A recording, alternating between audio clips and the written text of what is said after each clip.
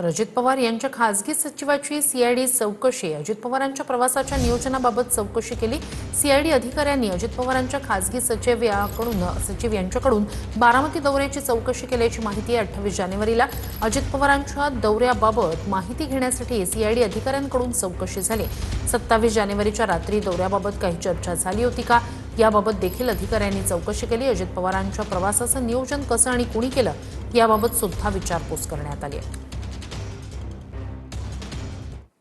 दादांच्या विमान अपघाताची चौकशी जलद गतीनं सुरू असं शिरसाटांनी म्हटलंय। चौकशीत काही आढळल्यास सरकार कारवाई करेल असंही संजय शिरसाट यांनी म्हटलंय।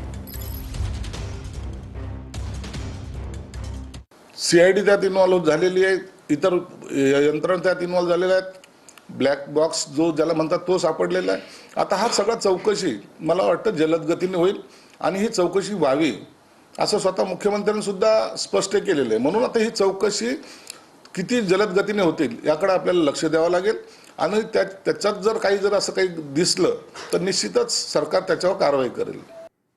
अजित पवारांच्या अपघाताची चौकशी झालीच पाहिजे असं नाना पटोले यांनी म्हटलंय। दादांसारख्या नेत्याचा विमान अपघातात मृत्यू होणं धक्कादायक। दादांच्या अपघाताबाबत अनेक तर्कवितर्क लढवले जात आहेत असं पटोले यांनी म्हटलंय।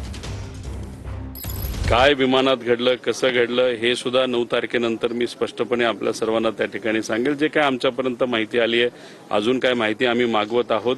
बघा, खूप तर्कवितर्क चाललेले आहेत। ब्लॅक बॉक्समध्ये काय आहे ते अजून पुढे आलेलं नाही। अजित पवारांसारखा एका मोठ्या नेत्यांचा या पद्धतीनं विमान दुर्घटनेमध्ये त्यांचा मृत्यू होणं हे महाराष्ट्रासाठी शॉकिंग आहे। खरं तर या सगळ्या गोष्टीची क्लॅरिटी महाराष्ट्राच्या जनतेच्या समोर मांडण्याची जबाबदारी केंद्रीय उड्डाण मंत्री असेल किंवा राज्याचे मुख्यमंत्री असतील यांची आहे।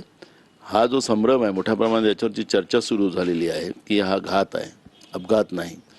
हे खऱ्या अर्थानं काय वस्तुस्थिती आहे तिने राज्याच्या समोर मुख्यमंत्र्यांनी आणि किंवा केंद्रीय मंत्र्यांनी याची भूमिका स्पष्ट केली पाहिजे। पार्थ पवारांना जशी क्लीन चिट देऊन टाकली तशी विमान अपघाताची क्लीन चिट देऊन मोकळं न होता त्याची सखोल चौकशी करावी ही आमची मागणी आहे। विमान अपघातात नक्की त्याची सखोल चौकशी व्हावी।